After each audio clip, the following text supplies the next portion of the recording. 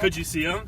No, I turned the corner at the 23rd mile mark, and she had stopped and walked. Oh. Yeah, and I was like, oh, shit. Oh, indeed. It was like a very less like, less exciting, Molly Seidel moment when Yeah, right. the girl stopped at the marathon. No, that's exactly, But, yeah. for me, it was a big moment. Yeah.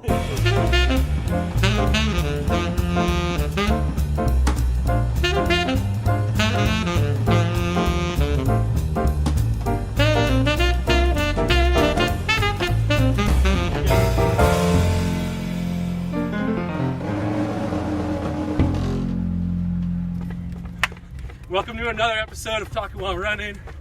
We're out here on another almost perfect day in Boulder, Colorado with the one and only Maggie Montoya. Is that how you say it? I should have asked. Yes. Thanks so much for joining me, and how you doing? Doing well, out here for a little shakeout. Having a good day. Unreal. What did you do? You did a workout this morning? Did a workout today, made a really good breakfast, didn't have to work. Huge. Yeah, so it's a solid day. Okay, Not great. even this. It's all downhill from here. So I want to kind of take a step back, earlier days, talk about the Maggie origin story. How did you're from Rogers, Arkansas originally, right? Yeah, Rogers, Arkansas. I moved a bunch before that, but Arkansas's home. Okay.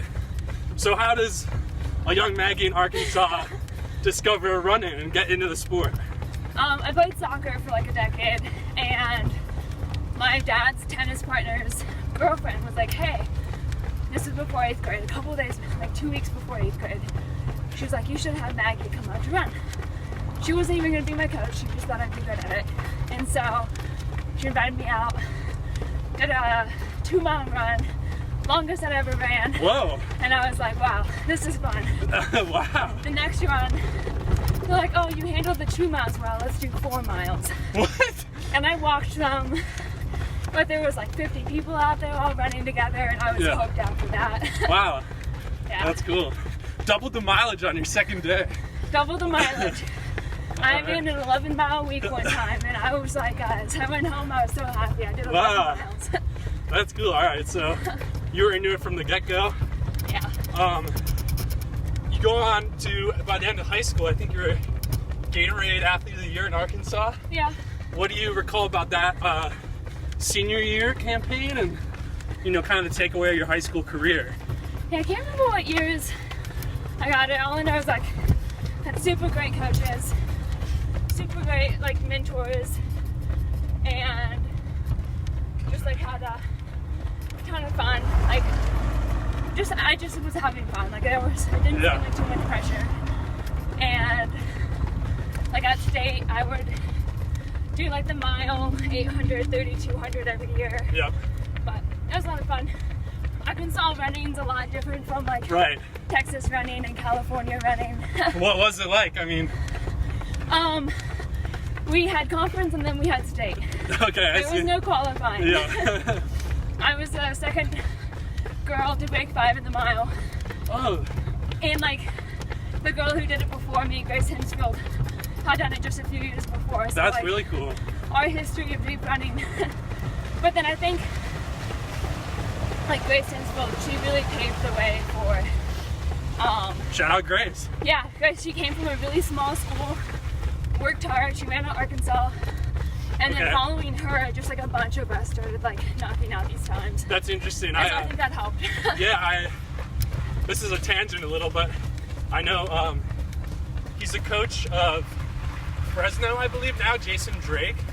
He ran in Wyoming, and he said it was the same thing, and he had this idea called the flea trainer, which is basically, all right, if you put fleas in a jar and you put a cap on it, they'll all jump up to hit the cap. Yeah. And you take the cap off, the fleas will keep jumping to the same level.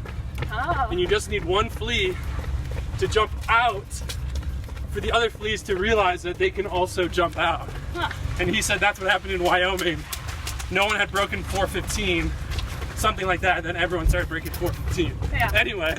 Yeah, it was great time. I think it paved the way well for getting a good opportunity in college. Yeah. So, okay, I want to go into that too. The car, Josh Genters on the car. He's killing it. You're good. You go to Baylor. Yeah. Legendary coach Todd Harbor. Yep. How did that decision play out? And then also for, any high school kids maybe going through that sort of recruiting and everything, like, what would you recommend, advice, what to look for? Yeah, so chose Baylor. I was between Baylor and Arizona State. Okay. Just like my parents really wanted me to go to Baylor. I knew the most amount of people from Baylor. So that's what felt like the best opportunity. And I had a great training staff. I had and training crew. Yep. Like my best year, my sophomore year. Unfortunately, it was my best year. That's okay. I had Rachel Johnson, Mariah Kelly, Alicia Williams, and then also just like my whole class of girls that came in with me, like we were all just like running really well. So I had really good mentors and was just having a blast with learning from them, getting my butt kicked. Yep. I think getting my butt kicked was like what I needed. That's to grow as a runner. Amazing. And I mean, Baylor, I think, has 3 gold medals in the 400 in the Olympics. Oh yeah, they're 400 gold. So it got us a good track. Okay, so like I wanted to get into that. Like, you're a distance runner, kind of at the sprinting, almost pedigreed school. Like, yeah, and what is that like? Pole vaulting. Oh, interesting. I mean, Okay. Casey Lightfoot, he made Let's it. go up a little. Okay. Sorry. Is that cool? We'll flip it the hill, maybe. Okay. Yeah, Casey Lightfoot, he just went to the Olympics. Oh, okay. Yeah, he's a pole vaulter there, and then like Annie Rhodes, she was a really good pole vaulter. So yeah. what was it like being the distance runner there? Did you get any respect or? Oh yeah, a lot of the sprinters were like, oh my god, I could never do that. Right. But I also could never do what they were doing, and I think it was a mutual respect thing. Like, Yep. I think as it should be. Like, but yeah, I mean, we had a pretty big cross country team. I mean, we had over 30 girls. Right. No, it's So, no yeah. shade. You're a good team. I just No. It was just like, yeah, it was like we had our solid group. It wasn't just like a couple people. I mean, And I'm also I'm friends with a teammate that you mentioned, Alicia Williams. Oh, really? And I asked her about you. She says hello. She Oh. also said to ask how was Kentucky. That's all she said. Oh. I don't know if you can elaborate on the story, but that's all that was she the said. first time I got drunk. Oh, okay. Legendary. Yeah, I didn't drink until right before I turned 21. Right. But yeah. Shout out That was Alicia. funny. At first I was thinking it was referencing our DMR. Oh, But sure. that was Notre Dame. Okay. Because No. we went into that DMR, everybody was like talking about these other schools, like they're gonna do this, they're gonna do this. No mention of Baylor. And we ended up winning the thing. Oh, heck yeah. Yeah, winning like the number 2 time in the nation. And Were you so a mile leg or? I was a mile, like being chased. I was like a 440 mile, and I was being chased by like girls who had ran under 430. Oh, dang. They gave me a massive lead, and I was running for my life. Well, there you go. But Coach Harper had to tell Alicia to behave herself in the interview with Coach Harper. We'll see if we can find that. Yeah. Because she was like, we deserve the respect. But it was. That's I think sick. that put us out there. We went to nationals. Right. It was a lot of fun. All right, unreal. I mean, all right, we got a little more time before we flip. All right, so going off of that, Baylor, you said sophomore year was your best year. Yeah. What did you learn from that maybe? And then like, I think it was just the girls that were kicking my butt every day Okay. in workouts. I think helped me become a better runner for sure. yeah. Yeah. And so looking back now, I don't know, like also advice to any college kids or anything like that, like trying to. Yeah, but run like from going from high school to college. Right. I say like choose a place that if you're not running, you're still going to be happy being at. Okay. Because I think I saw and heard from a lot of people that when they were injured, like running was their life, and trying to find something that they loved outside of that. And I think making sure that you're going somewhere you'll be happy with and getting still a good education I think is important. Fulfilled no matter what. Yeah, fulfilled no matter what. Yeah, that's good. That's really good. Yeah, I like definitely struggled like this past summer having my first injury. Like, what was I gonna do? What was the injury? Sacral stress reaction. Oh, dang. Yeah, no joke. Right before, yeah, first one out of that. And it was before what? Didn't you? 2 weeks before the Olympic trials. Okay, that's what I thought. Yeah, poor timing. Yeah, no kidding. I mean, what did you have to do to get back from that injury? Stopped running. Yeah. For a little bit. I think Richie wanted to see, like, was like, okay, like, you do like a short, like, 5-second little jog, see if it still hurts, like, before pulling out of the trial. So we both agreed, like, not a good idea to run. Oh, yeah. It hurt, like, right away, probably? Yeah, it hurt when I sneezed. It was a bad time. It was loud. Oh, damn. It was pretty bad. All right, let's flip here, Josh, if that's cool. Right. The turnaround. Just do a little shakeout afternoon for Maggie's her double. This is my first run in quite some time, so I'm dying. But what we're saying, coming back from that injury, so how about tell us, like, how you go from that injury to you ran the half marathon champs in South Carolina, and then I want to get into the Houston marathon as well. Yeah, so we just took a lot of downtime. Okay. A lot of no running, just like swimming and aqua jogging, and incorporating the bike once my back was able to handle it, and then walks, and then walk jogs, and Yeah. slowly increase my mileage. But I did the Abbott dash to the 5K in New York. That was my first one, and then I did the 10K leg of the Ekiden, Oh, sure. and then the half, and then the marathon. So I basically just stuck Oh, with wow. my distance the whole time. Just like when you started running. Yeah. Yeah, so it was a ton of fun. Like, I surprised myself by running the fastest time I ran at New York, and then it was even cooler because I crossed the line and saw that Sid had gotten third. Oh, right. So yeah, it was a great weekend. And then the Ekiden, it was a great team event. Like, the Brooks team put that on, Brooke Hansen's put that on, and it's a ton of fun. But yeah, some good build-up races to build up my mileage, build up like the experience again. Yeah, towards that half of the marathon. So actually all three of us were at that race in South Carolina. Yeah. Take us through that day for you, and we were talking off camera kind of how it went, but with the people here. Yeah, so I just got hard off the line. Okay. Too aggressively, following Kiara D'Amato's lead. Yeah. She maintained that pace the whole way. Shit. We all fell off. I fell off a lot, not as much as everybody else, and so I was with them for about 2.5 miles, and then by myself for the next 10.5 miles. Brutal. Yeah, so it was brutal, mentally tough. It was hard, like, already being off the pack by yourself and knowing you still have 2 4-mile loops to go. Right. But I think it was tough. I finished. Yeah. And I think it boded well for building, like, some mental strength in a tough situation for the marathon. Yeah, no kidding, because Yeah. what you didn't say is that you were building up for a marathon, your Yeah. debut. Yeah, so I was training through that mileage-wise. Yeah. My legs hadn't handled that before, so I was pretty happy. All Yeah, things considered. yeah, for sure. So you go on to the Houston, not half, the full marathon for your debut, 2:29, I think third Third at the line. overall. Yeah. That's insane. For a debut, no less. Like, take us through that. How did you go through that? What was the game plan, and how did it actually pan out? So we're like, okay, we want to stay between like 5:37 and 5:42. That should get us under the 2:30 mark. And like 2 days or 3 days before the marathon, Ben Rosario reached out to my coach and said, hey, like, what's Maggie planning on doing? Alice is planning on doing this. Okay. We have an intern pacing it.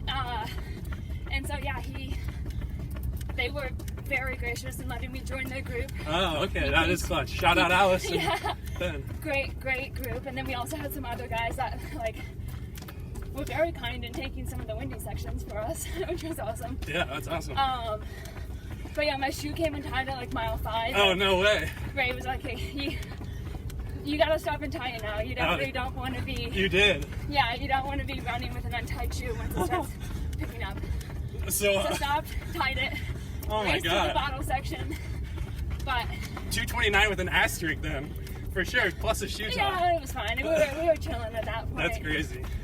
But yeah, so just a lot of fun. And so in that first bit, I can't remember when it happened, but we caught the 3rd place girl. So now we're racing like 3rd, 4th place. And I know that like once we hit 18, we should have the wind on our back. And so when we hit 18, I was like, okay, I want to try to get 3rd. I had to go now which was still 8 miles out. And a little early. It was still windy. That's a kick in a marathon. Yeah, 8 miles. And I was coming up to 23 miles.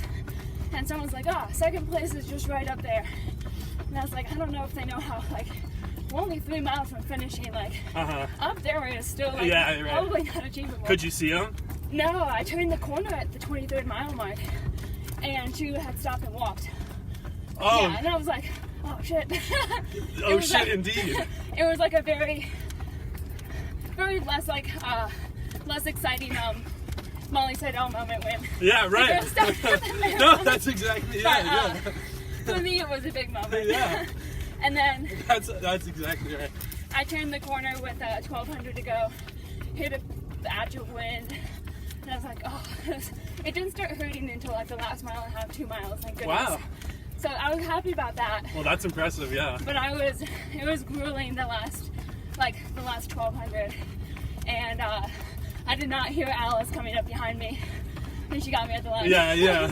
But she ran smart, she fought for it, and she caught me. That was her plan all along, her and Ben. They call it, have you go Maggie's out there. Gonna take off. Yeah. No, I think you tweeted, though. Yeah. The last 2K was brutal.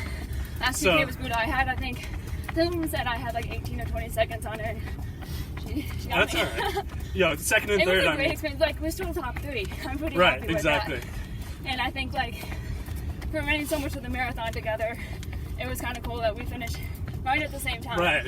And I would love to do another one with Yeah, you'll get it next time for sure. Or just, we run another marathon, we run faster. It's like, it's all about bettering your own time. That's right. I mean, that's a perfect segue. What's kind of on the horizon, and then also I wanted to kind of get into more of the Roots team and give them a little shout out. Yeah. How are things with them now? I'm trying to do the 10K at Sound Running. Okay. I'm in shape. Yeah. I went on that road trip after the marathon, and you can give it a little gas, I think, Josh. 2 days before getting back, I was trying to walk to some hot springs. Oh no. Slipped on some ice, busted my hip real bad, and then come back. My first workout back, I was doing mile repeats, tripped on a flat sidewalk, and landed again on some ice. So I was just like not having fun with the ice. Oh no. So, but better than that now. Yeah, that sucks. Just hoping I can get to be ready for a 10K at the beginning of March. Okay.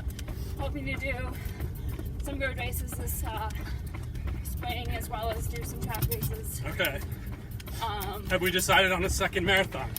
Or it's too early? Fall marathon. For okay, sure. Yeah, that's fine. I would love to do Chicago and New York. All right. That's I think great. they both bring a lot of strong parts to their races. Oh, for sure. Yeah. All right, well, this is the announcement. No, I'm just kidding. All right, and then for people that may not know, we're talking also off camera, like Roots is growing. They're killing it. What's kind of... a ton of fun. And short story back to Houston. They were asking me at the press conference, like, oh, how is it training with Frank?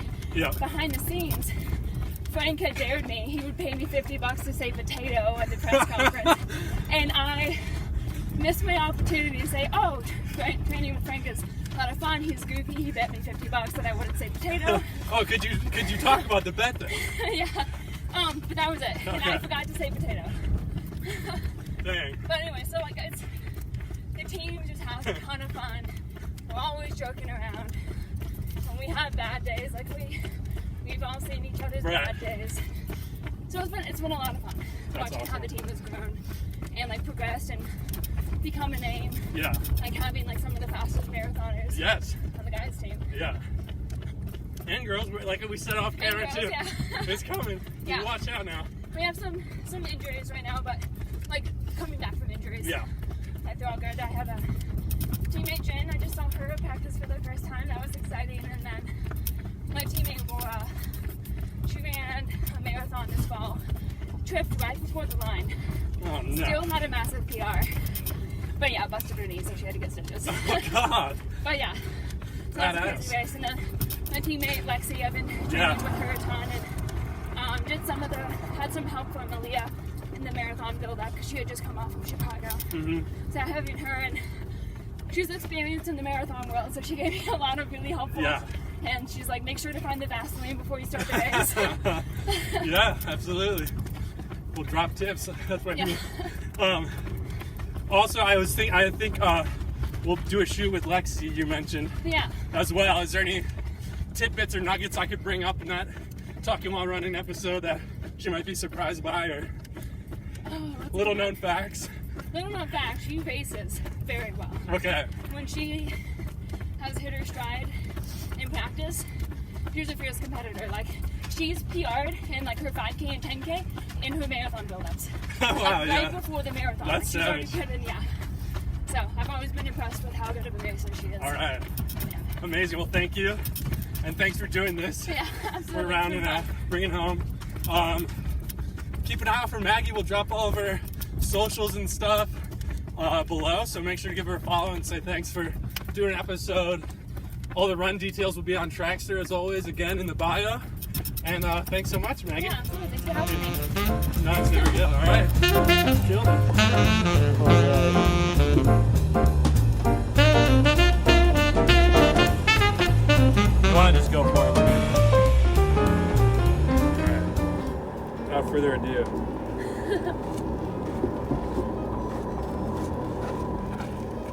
Seems a little better.